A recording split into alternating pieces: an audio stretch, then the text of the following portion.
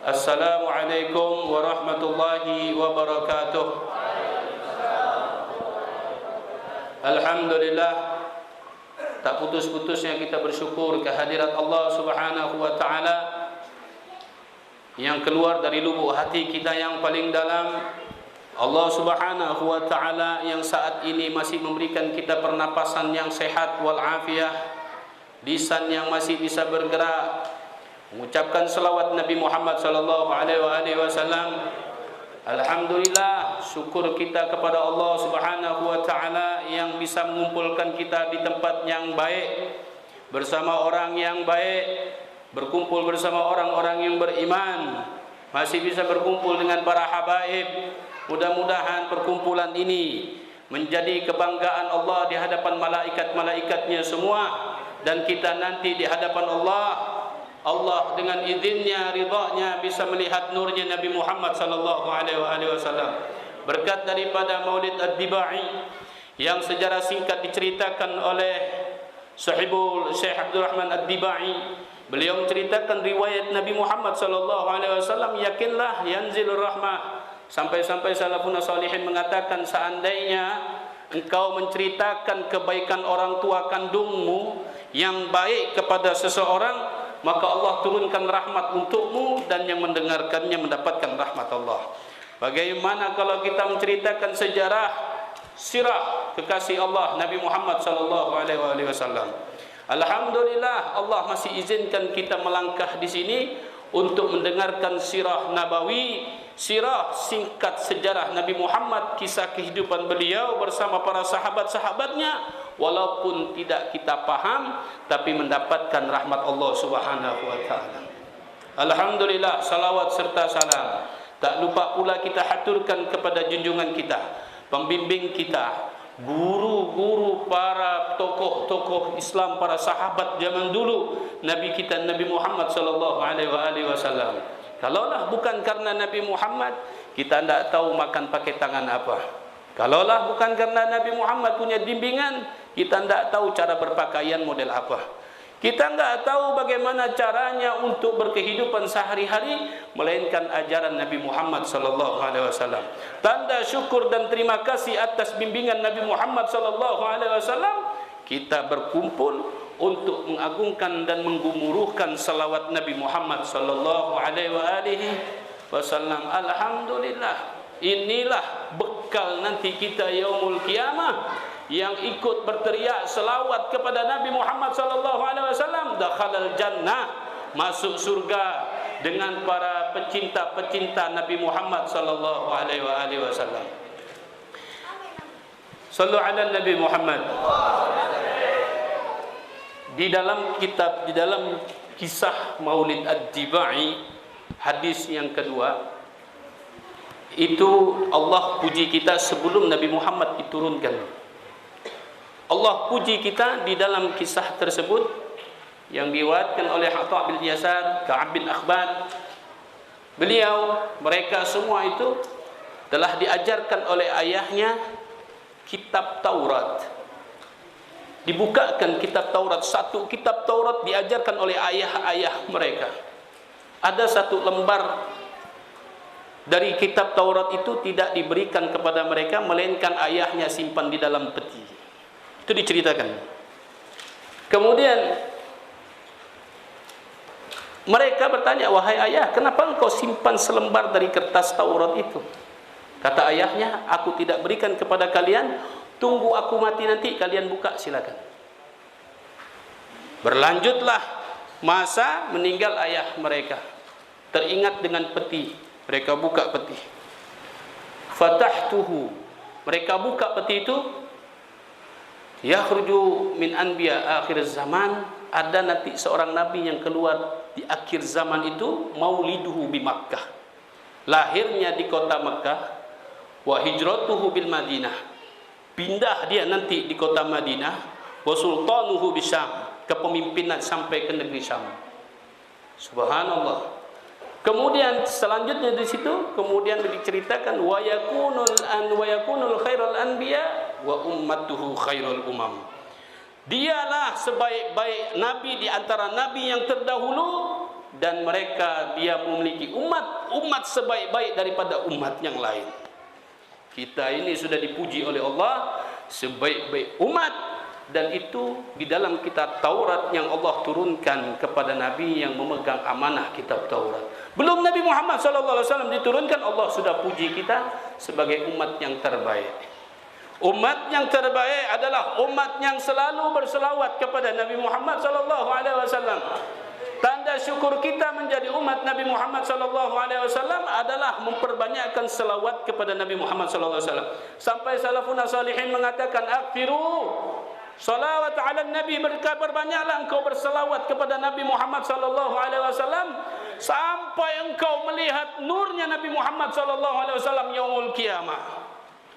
Banyaklah engkau berselawat kepada Nabi Muhammad SAW sampai engkau melihat nurnya Nabi Muhammad SAW yaumul qiyamah. Sampai diulang-ulang sama para ulama. Bukannya surga dan keindahan surga itu diciptakan dari nurnya Nabi Muhammad SAW. Maka orang yang banyak berselawat pasti akan melihat nurnya Nabi Muhammad di dalam keindahan surganya Allah Subhanahu wa taala. Dan juga kita yang berada di sini sudah bergumurukan selawat kepada Nabi. Yakinlah bahwa orang yang berselawat pada malam hari ini di Musalah At-Taqwa, di tempatnya kampung Arab kita yang kita sama-sama cintai, malaikat menyaksikan kita punya selawat. Nabi Muhammad pun mendengarkan selawat. Allah mendengarkan selawat. Dan tergantung ketulusan hadir hati kita di dalam majelis, diterimanya selawat kita kepada Allah, diterima selawat kita disampaikan kepada Nabi Muhammad SAW, dan malaikat membawanya dengan tulus selawat-selawat kita menuju kepada Nabi Muhammad SAW. Tergantung kadar hadir hati kita berada di majelis-majelis selawat Nabi Muhammad SAW. Sallu ala Nabi Muhammad. Sayyidina Abdurrahman bin Khauf radhiyallahu anhu wa ardhah. Beliau adalah seorang sahabat yang berjalan bersama Nabi Muhammad sallallahu alaihi wasallam. Tatkala Nabi Muhammad sallallahu alaihi wasallam tiba masuk di kebun kurma, beliau tiba-tiba sujud. Sujud beliau lama sehingga Sayyidina Abdurrahman bin Khauf radhiyallahu anhu ardhah mengatakan bahwa Nabi Muhammad jangan-jangan meninggal dunia. Lama. Mendekatlah Sayyidina Abdurrahman bin Khauf melihat Rasulullah SAW dalam keadaan sujud. Kemudian Rasulullah mengangkat wajahnya. Malaka ya Abdurrahman? Ada apa dengan engkau wahai Abdurrahman? Tidak ya Rasulullah. Engkau sujud begitu lama sehingga aku punya prasangka kalau engkau ini sudah meninggal dunia. Bahkan di dalam hatiku, ya Allah, Nabi Muhammad telah meninggalkan aku sudah. Kata Rasulullah, tidak, aku belum meninggal. Cuma ada utusan Tuhan yang datang kepadaku menyampaikan, ya Muhammad, maukah engkau kuberikan berita yang gembira? Apa itu wahai utusan Allah? Kemudian utusan Allah, malaikat mengatakan, ya Muhammad, Allah mengatakan, man shalla alaika ya Muhammad wahida, siapa yang membaca selawat satu kali saja untukmu wahai Muhammad, sallallahu alaihi asyarah, Allah berselawat kepada yang baca salawat untukmu dibalas 10 kali. Syuf. Nabi Muhammad SAW sujud bukan karena gembira dapat kabar gembira dari Allah Subhanahu wa taala. Dahi Rasulullah menempel di tanah yang mulia. Dahi yang mulia ditempelkan di tanah rata dengan tanah karena kegembiraan, bukan karena kegembiraan mendapatkan berita dari Allah Subhanahu wa taala. Lain. Mengapa Rasulullah sujud? Mengapa Rasulullah lama sujudnya? Karena tanda syukur diberikan oleh Allah untuk umatnya balasan selawat dari Allah Subhanahu wa taala. Tanda syukur Nabi Muhammad sallallahu alaihi wasallam. Bahkan Ibnu Athaillah beliau mengatakan, seandainya ada seorang hamba Allah Subhanahu wa taala seumur hidupnya melakukan amal ketaatan kepada Allah, kemudian Allah berikan satu selawat saja untuk dia, maka yang lebih berat selawat dari Allah Subhanahu wa taala dibandingkan amal taatnya seumur hidup. Sallu ala Nabi Muhammad. Bagaimana tidak berat selawatnya Allah? Kita melakukan amal ketaatan kepada Allah, kemampuan kapasitas kemampuan kita sebagai hamba. Sedangkan Allah punya selawat kepada kita dengan sifat ketuhanannya mengucapkan selawat untuk kita. Maka berat. Selawat ini kalau Allah berikan satu, semuanya tertutup, amal taat kita tidak ada apa-apanya. Makanya kita hadir di sini, berapa kali kita mengucapkan selawat. Allahumma salli wa sallim wa barik alaihi wa ala alihi. Allahumma salli wa sallim wa barik alaihi wa ala alihi. Tak terasa lisan kita mengucapkan, tulus hati kita mengucapkan, maka itu Allah mengucapkan selawat untuk kita. Alhamdulillah. Inilah berkahnya malam majlis-majlis Maulid Nabi Muhammad sallallahu alaihi wasallam. Bahkan diriwayatkan ada seorang soleh, seorang hamba yang soleh bertetangga dengan seorang yang ahli maksiat. Tetangganya bergelimang dosa, penuh dengan cacatnya, tidak mau melaksanakan solat, diajak ke majlis tak mau, diajak ke tempat yang baik enggak mau. Sampai-sampai orang soleh mengatakan, wahai hamba Allah, engkau diciptakan oleh Allah Subhanahu wa taala, kenapa engkau tidak ada syukurmu untuk sujud, bawa ke masjid sujud dengan Allah, minta ampun kepada Allah? Belum ada panggilan. Belum ada panggilan. Masih buat maksiat. Saat meninggal dunia tetangganya, orang soleh ini mimpi bertemu dengan orang yang ahli maksiat tetangganya. Dia melihat wajahnya penuh dengan cahaya, diberikan tempat mahkota yang indah, tempat mahligai yang indah di surga, dan ditanya sama orang soleh, wahai hamba, bukannya engkau tetanggaku? Ya. Apa yang sudah kau lakukan sampai kau mendapatkan kebahagiaan seperti ini? Oh, kisahnya panjang. Dulu, waktu engkau ajak aku tidak mau beribadah. Kau bawa ke masjid, kau bawa ke sini, tidak, saya mau. Kenapa saat aku melintasi tempat majelis itu ada penceramahnya. Seorang kiai mengatakan, barang siapa yang meneriakkan, mengeluarkan suaranya ketika disebut nama Nabi Muhammad, dia selawat, Allahumma salli wa sallim wa barik alaih, dakhalal jannah, masuk surga. Aku lewat, tak ikut aku, Allahumma salli wa sallim wa barik alaih. Disebabkan selawat ini aku diberikan hidayah, syafaat Allah Subhanahu wa taala. Maka kita, wahai para pemuda ya ikhwan, bermaksiat model apapun kita, sesibuk apapun kita dengan maksiat kita, sisihkan waktu, walaupun setiap malam Kamis, sisihkan waktu kita untuk hadir maulid, majelis selawat Nabi Muhammad sallallahu alaihi wasallam. Sesibuk apapun dunia kita, apa kata Rasulullah, wa atu ittaqillaha haitsu ma kunta wa atbi sayyi'ata hasanah tamhuha.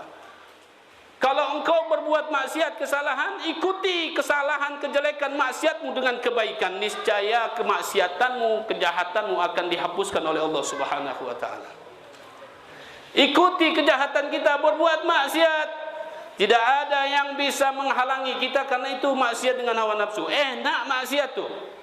Kalau enggak percaya, tanya sama orang ahli maksiat seperti saya. Enak. Buat maksiat enak. Cuma satu malam kita sisihkan waktu, mungkin kita harapkan dari Allah dengan maksiat kita. Duduk di sini dihapuskan maksiat kita. Hari-hari KO juga setan untuk membuat kita buat maksiat. Subhanallah. Inilah majelis yang paling dicintai Allah. Cuma seandainya kita dibukakan hijab penglihatan kita, diberikan kita penglihatan yang jelas, maka kita tidak akan pernah kendur untuk majelis. Makanya ulama mengatakan kadar daripada kenikmatan dunia itu sebesar apa engkau tanda syukurmu dengan nikmat tersebut, baru kau merasakan nikmat dunia. Begitu juga nikmat majelis. Semua merasakan kelezatan majelis, duduk di majelis yang indah seperti ini yang dimuliakan Allah, kau mau merasakan nikmatnya, senangnya, kebahagiaan di dalamnya, sesuai kadar kehadiran hati kita di dalam majelis. Kalau hadir hati kita duduk di majelis, maka Allah berikan kelezatan majelis tersebut. Cinta kita dengan majelis. Kalau lezatnya rasa itu, maka Allah berikan hadir hati kita, Allah berikan nikmat majelis tersebut. Allah yang memberikan langsung sehingga kita semangat untuk berkumpul di tempat yang baik. Sallu ala Nabi Muhammad. Ini kebahagiaan dari Allah. Dan ini adalah berita gembira dari Allah Subhanahu wa taala. Dan yang kedua, kita sudah tidak berjumpa dengan Nabi Muhammad sallallahu alaihi wasallam. Kita tidak pernah melihat wajah Nabi Muhammad SAW. Sama halnya seperti Abu Hanifah. Abu Hanifah yang digelar panggilan Nu'man. Nu'man, namanya Nu'man, dipanggil Abu Hanifah. Duduk-duduk di majelis, ada Sayyidina Ja'far Siddiq radhiyallahu anhu warḍah, zuriat Rasulullah yang terdekat dengan silsilahnya Nabi Muhammad SAW. Beliau lewat membawa tongkat di depan Abu Hanifah. Abu Hanifah tua daripada Sayyidina Ja'far Shadiq min ahli bait Rasulullah. Kemudian Abu Hanifah datang kepada Sayyidina Ja'far Shadiq. Wahai Sayyidi, ada apa dengan engkau? Kenapa? Ada yang aneh, kata Ja'far Shadiq. Iya, engkau masih muda kok sudah pakai tongkat-tongkat. Masih muda. Wahai Nu'man, kata Ja'far Shadiq, ketahuilah tongkat ini adalah peninggalan datukku Muhammad SAW. Maka ku bawa. Iyakah? Iya. Dia ambil tongkat dari tangannya Sayyidina Ja'far Shadiq. Kemudian Abu Hanifah cium dari ujung ke ujung. Dicium tongkat itu. Heran Ja'far Shadiq. Hei, Nu'man, ada apa dengan kau? Iya, ini yang pernah dipakai datukmu Muhammad. Nah, aku rindu dengan Nabi Muhammad SAW. Aku cinta dengan Nabi Muhammad SAW. Kata Ja'far Shadiq, kaif munfasil hada. Ini yang terpisah dengan Nabi Muhammad. Bagaimana yang muttasil, yang langsung bersambung darah dengan Nabi Muhammad SAW. Sedangkan yang terpisah saja engkau begitu cinta dengan tongkat yang pernah dipakai Nabi Muhammad. Bagaimana dengan yang muttasil, langsung turun darahnya daripada zuriat Nabi Muhammad SAW. Barulah Nu'man Abu Hanifah bangun, dia peluk Ja'far Shadiq, dia cium semua. Wahai Ja'far Shadiq, dia cium tangannya, dia cium paha lututnya. Engkau sungguh adalah keturunan daripada Nabi Muhammad SAW.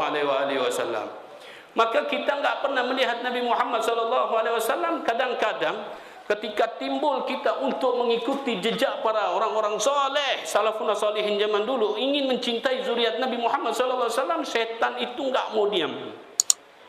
Setan itu enggak mau diam, mengganggu dia. Dosalah kau cinta dia, nanti dia sombong tuh. Itu setan. Kita ini tugas kita cinta kepada mereka. Tugas kita cuma cinta. Cukup, setelah itu sudah. Dakhalal jannah insyaallah. Engkau cinta ahli bait Rasulullah, maka engkau akan masukkan ke dalam surga, karena sama seperti engkau cinta Nabi Muhammad SAW. Tapi ketika kita arti cinta ini luas. Cinta kepada ahli bait, kalau kita melihat ada ahli bait, ya Ustaz, itu ada zuriat Nabi Habib. Mereka itu bagaimana kita mau cinta? Sebagai contoh yang baik, mereka minum, pemabuk. Jangan kau lihat dia minum, jangan kau lihat dia mabuk. Kalau engkau ingin cinta kepada dia, kau larang dia, itu namanya cinta. Kau datangi dia, wahai Habib, engkau adalah keturunan zuriat Nabi, kenapa engkau melakukan hal ini? Nanti kami takut terikut dengan engkau. Ini cinta. Kalau dia bengkok, luruskan. Cinta kepada ahli bait Rasulullah SAW. Hakada. Inilah tanda kecintaan kita. Engkau bertambah cintamu dengan ahli bait Rasulullah, maka Allah akan angkat engkau derajatmu. Diangkat derajat kita di hadapan Allah Subhanahu wa taala di antara makhluk-makhluknya. Subhanallah. Mencintai ahli bait, maka engkau akan mendapatkan derajat dari Allah Subhanahu wa taala. Bahkan meninggal dunia husnul khatimah, meninggal dalam keimanan, meninggal dalam keadaan Islam, meninggal membawa cinta kepada Nabi Muhammad sallallahu alaihi wasallam. Terakhir satu kisah, bahwasanya Nabi Muhammad sallallahu alaihi wasallam nanti di hari kiamat, kata Habib Alwi bin Abdullah Al-Idrus, beliau menceritakan di hari kiamat kelak Rasulullah sallallahu alaihi wasallam akan mengumpulkan zuriatnya, keturunan, cucu, anak cucu dikumpul semua nanti di alam mahsyar. Diceritakan oleh Habib Abdullah bin Alwi Al-Idrus, Habib Alwi bin Abdullah Al-Idrus, beliau menanyakan, wahai para keluargaku, keturunanku, cucuku, zuriatku, adakah waktu kamu hidup di dunia yang di mana seseorang itu telah menyakiti kalian, menzalimi kalian, menyiksa kalian atau menyakiti hati kalian? Ada seorang dari ahli bait mengatakan, ada ya Rasulullah. Siapa dia? Si fulan bin fulan. Kenapa? Saya dizaliminya, saya disakitinya, saya dianunya, saya tidak dianu. Semua diadu. Ditanya sama malaikat, wahai malaikat, ada engkau ketahui fulan bin fulan di mana tempatnya? Ada. Di mana? Fil jannah, di surga. Kaif? Bagaimana engkau masukkan dalam surga sedang dia menyakitiku punya keturunan? Syuf. Subhanallah. Kemudian keluar lagi. Ditanya lagi, weh, adakah di antara kalian siapa yang pernah menyenangi hatiku kalian di antara semua keluargaku?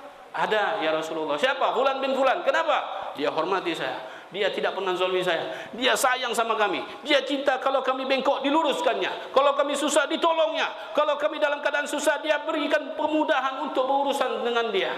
Dengan hal dunianya. Tanya malaikat, wahai malaikat, ada kenal kau fulan bin fulan? Iya, di mana dia? Di neraka. Kaif?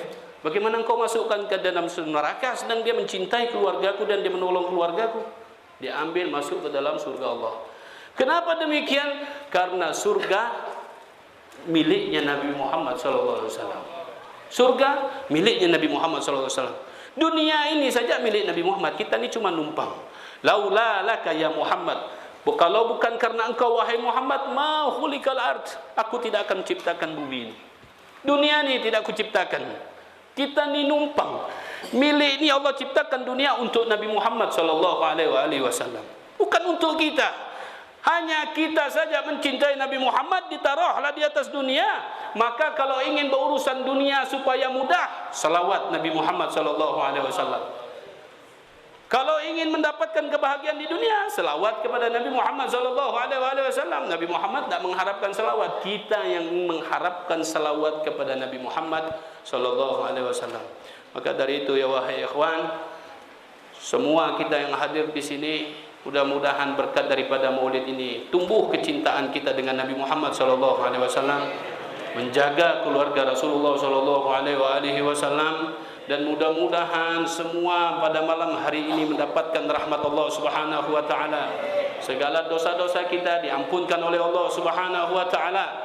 Keluarga kita yang masih jauh dari Allah, berkat kita hadir di sini mendapatkan syafaat pertolongan Allah Subhanahu wa taala. Berkat kita hadir di sini, orang tua kita yang tak pernah datang ke masjid untuk sujud di hadapan Allah, berkat kita hadir di majlis, mereka mendapatkan hidayah Allah Subhanahu wa taala. Saudara-saudara kita yang jauh dari Allah, yang tak pernah yang bergelimang dosa maksiat, berkat kita hadir di sini, Allah berikan hidayah kepada mereka agar mereka bisa hadir di masjid Allah Subhanahu wa taala.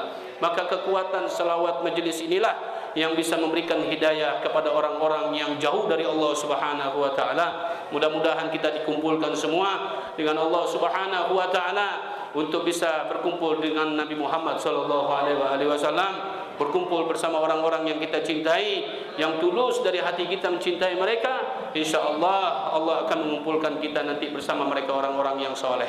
Amin, Allahumma amin. Mungkin ini yang sedikit saya sampaikan.